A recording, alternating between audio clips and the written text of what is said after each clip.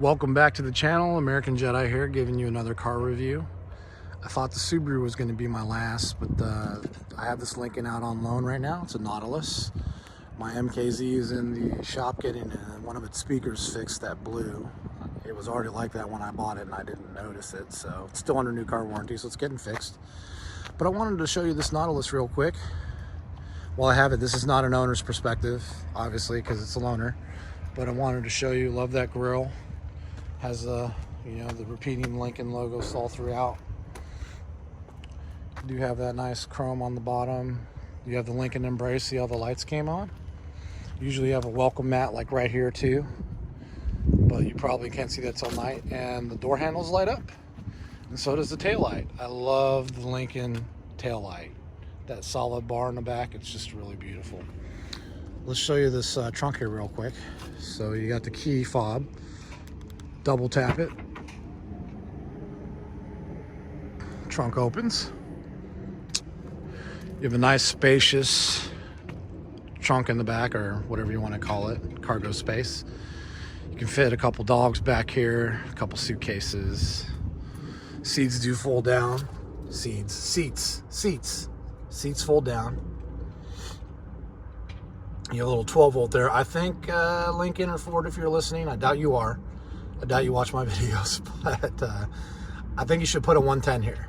That would be a lot better. So your guys can plug in radios and stuff like that when they're jamming out to their beach parties or whatever they have going on, tailgating. You have a spare tire back here. A little funnel action. Got your cargo net hidden away. And this does have a button back here that you can push, or you can use your key, which is what I like to do. Just give that another 2 taps and it'll pop down. Let's see if this gas cap locks. Nope, does not lock. The car's locked right now. This just pops open. I guess, I don't know if these are hard to siphon gas out of, but if someone's mad at you, I'm sure they could pour some sugar down your tank or whatever. So I do not like the fact that that does not lock. Although I don't piss a lot of people off, I kind of just chill. Try not to mess with anybody, you know. I don't bother nobody. I don't go out. I just don't mess with people. Here's a Nautilus symbol, which I think looks really sharp on the side of that car. I love the name Nautilus. Pretty cool. Wish my car had a better name than MKZ. So this does have the keyless entry on all 4 doors. So you have the lock stripes there, and then your keyless entry. So let's go ahead and get inside. Side door panel, looking up, it does have the upgraded Revel sound system. There are 3 levels of sound systems in the Lincoln. You have your base, your Revel upgrade, and then you have your Revel Ultima, which usually comes on the black labels, or you can also upgrade if you have a reserve trim. You do have your standard controls there. This is hard plastic on the bottom, not leather all throughout, although from here to here is leather. I do not like the wood trim. It's too light for my taste, more grandpa-ish to me. I wish it was darker wood trim or aluminum or something like that. It just reminds me of my grandma's old Lexus. It's like, oh, ugly. Windows do pop out when you close the door, so they are automatic folding. They lock when you lock, or they close when you lock the car. So just showing you the interior. This does have the panoramic roof, which is nice. Yep. Very nice. And then here's your back room here. And I can sit behind myself. I'm 5'11". I can sit behind myself. This is about the same as a Ford Edge. Yeah, let's see. This does have the rear heated seats. And let's look what's been here. Oh, no 110 jack again. Come on, Ford or Lincoln. Let's get this going here. Who uses a 12 volt plug anymore?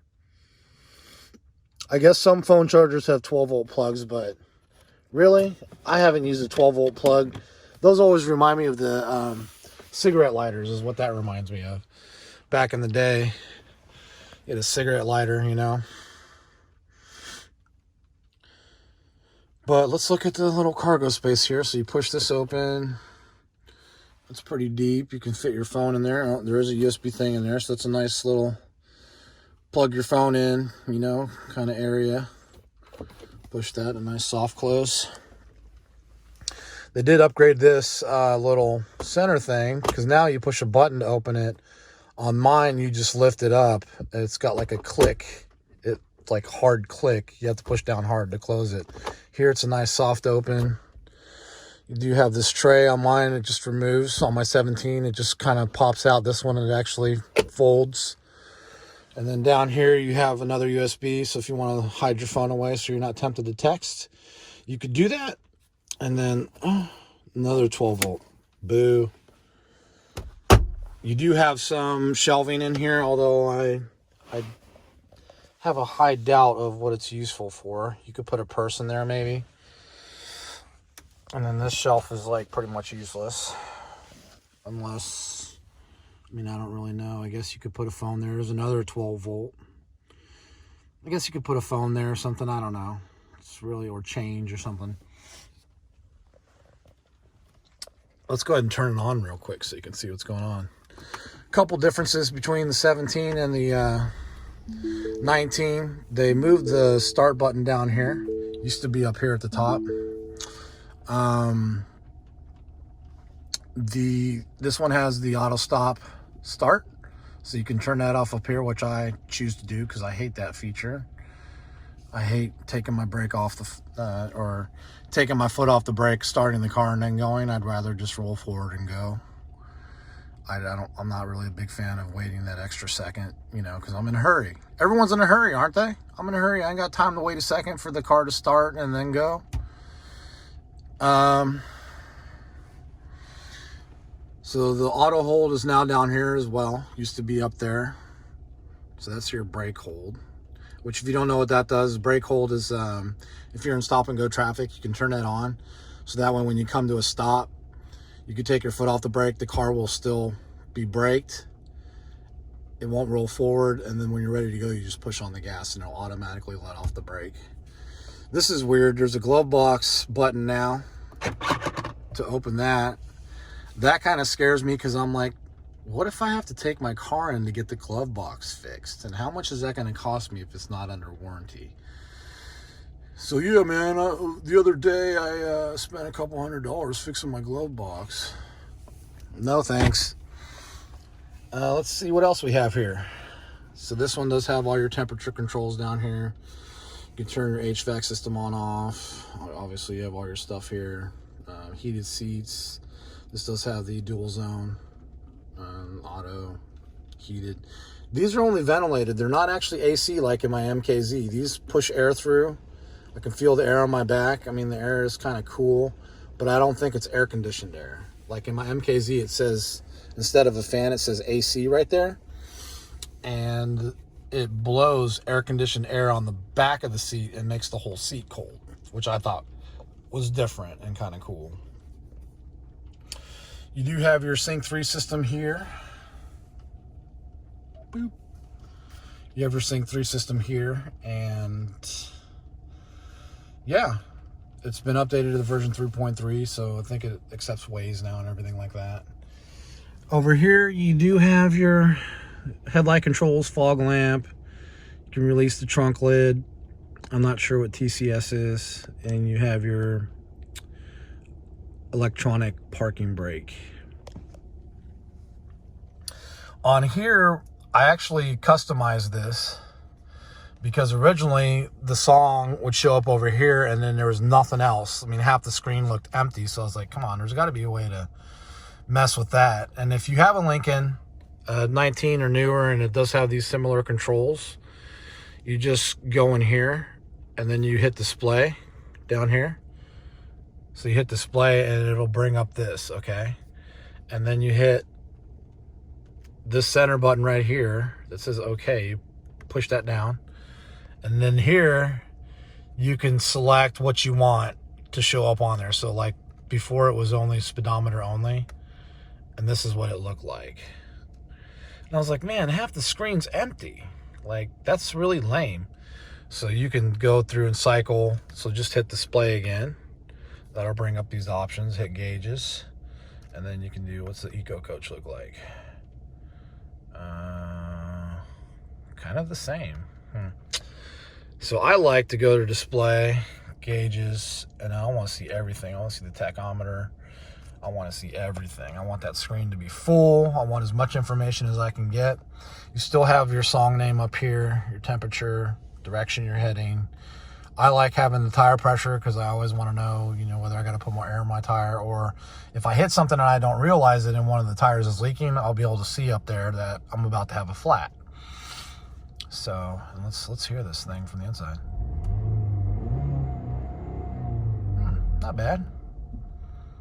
This does have the same 4-cylinder, 2-liter turbo as the MKZ. So it pushes about 250 horsepower. Which in this thing, which is about the same size as an Edge, probably built on the Edge platform, this Nautilus thing.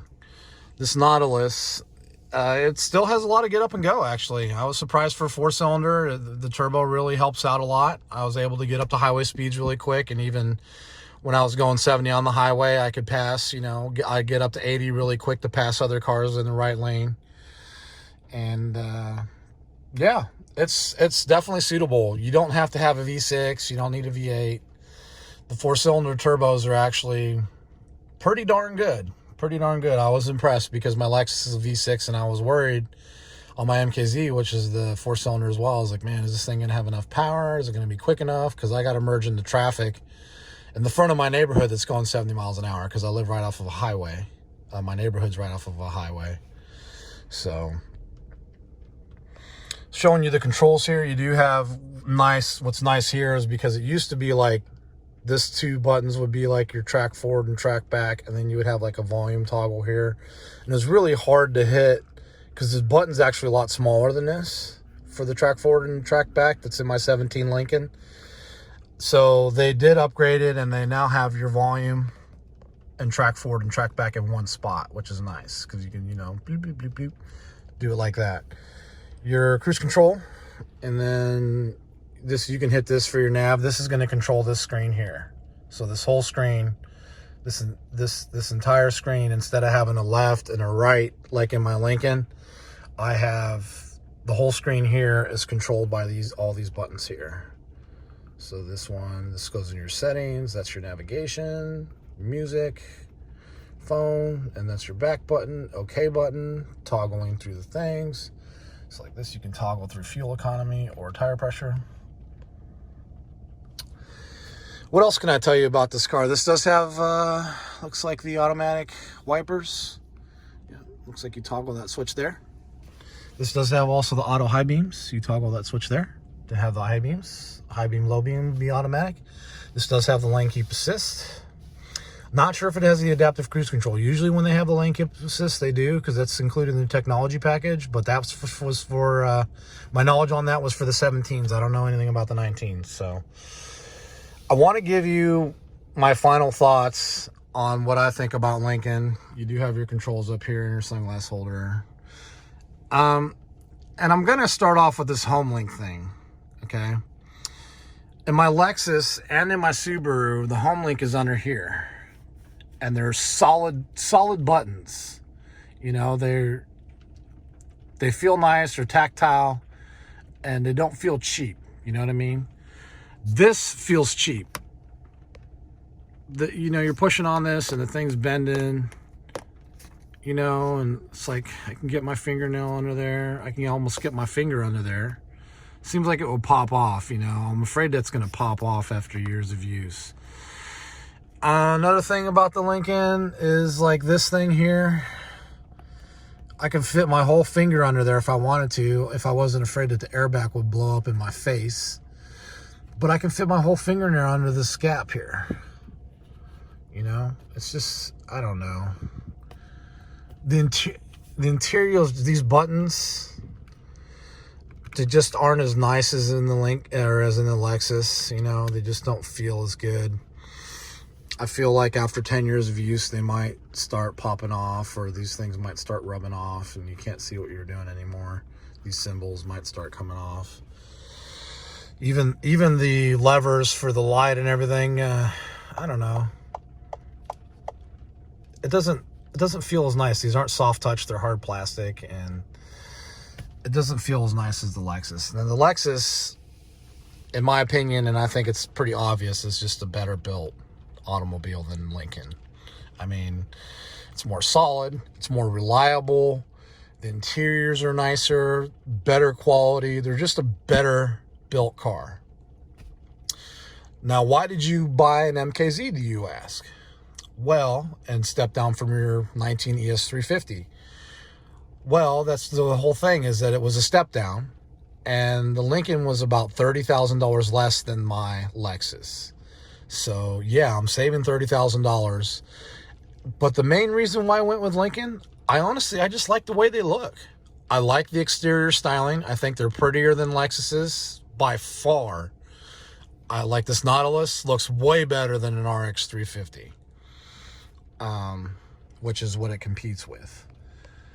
They have the Aviator, and then they have one more. I don't know what the middle line is, because the Nautilus is a small one, which is about the size of an Edge. Then they have one that's about the size of an Explorer, and that one, I can't remember the name of that one. Those are nice too. And then they have the one that's the size of like a Expedition, which is the Aviator,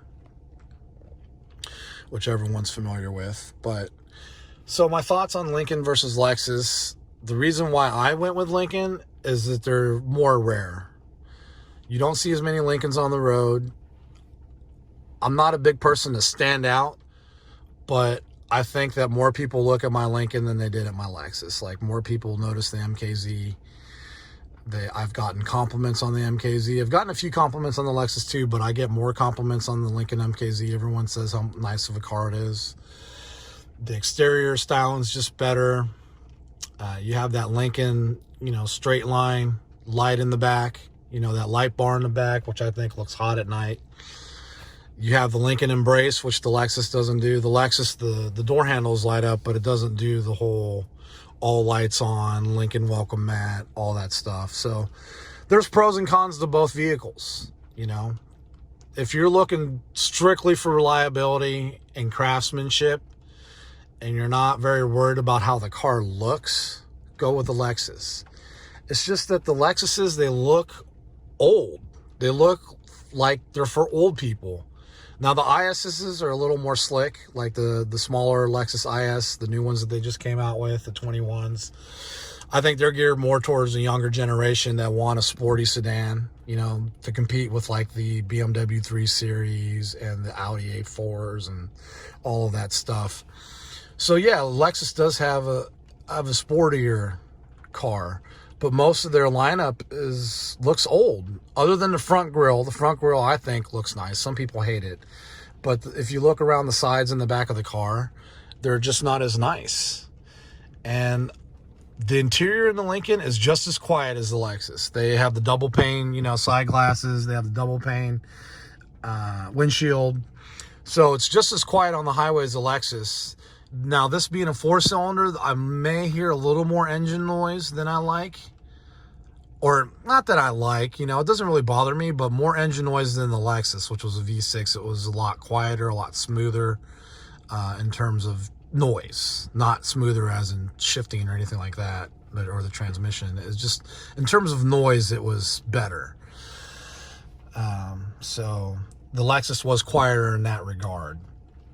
And the V6 is more powerful. I was a lot faster. Not a lot faster. I was a little faster in the Lexus. So, with this 4-cylinder turbo.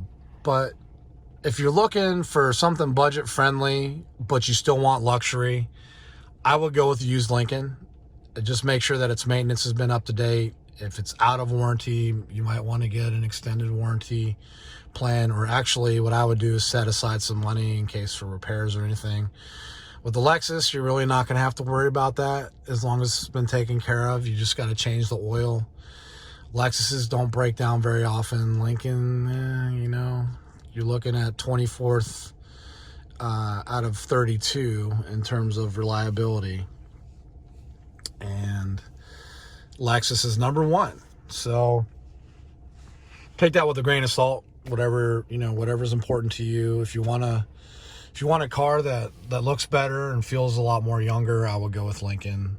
And they drive really nice. You know, my MKZ, I believe this one has it too, but my MKZ has the, let's see if we go into settings here. Let's see what we got here. Drive control, let's try that.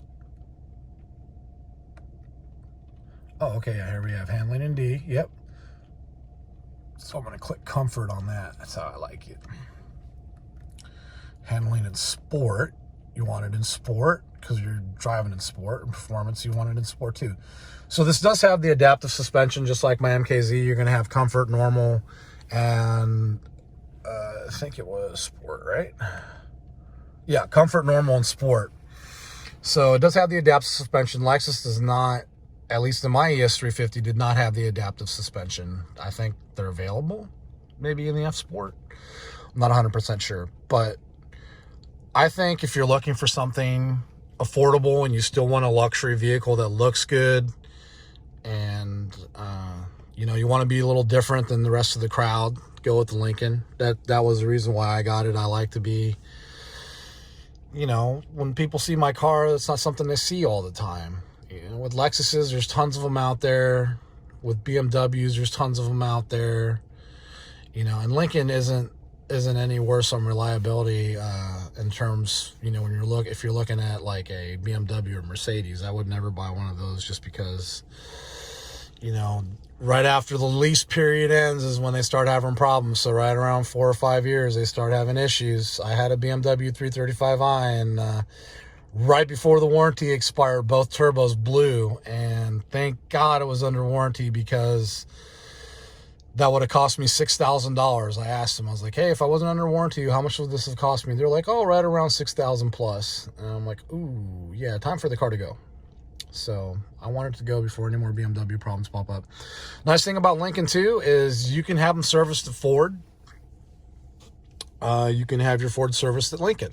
So it's basically a fancy Ford. You know, all the parts are the same. You know, of course, Lexus is a fancy Toyota. You know, a lot of their parts are the same as well. But, you know, it's going to be a little cheaper to maintain than, say, a Mercedes or BMW.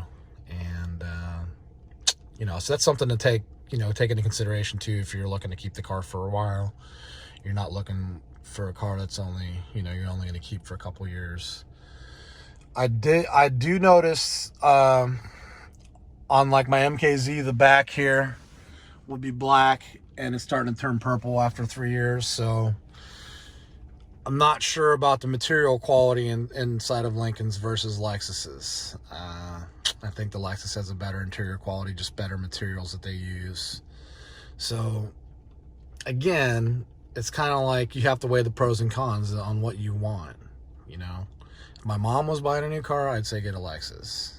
You know, if my, you know, little sister was going to buy a car, I'd say, you know, go Lincoln. Or, you know, if you want luxury and still want to be a little sportier, go with like a Lincoln. You know, the MKZ comes in a V6 twin turbo, 400 horsepower, 400 pound-feet of torque. That's plenty of sports car for anyone. So anyways, this video is getting a little long, so I wanted to wrap it up. I wanted to give you my thoughts on why I bought a Lincoln and I'm getting rid of my Lexus. Take it for, you know, what you will, because that's just my opinion. And, you know, these things just depend on what you want out of your car. So thank you for watching. Thank you for spending 24 minutes with me. And we are in the Nautilus 2019, and those are my opinions on Lincoln versus Lexus.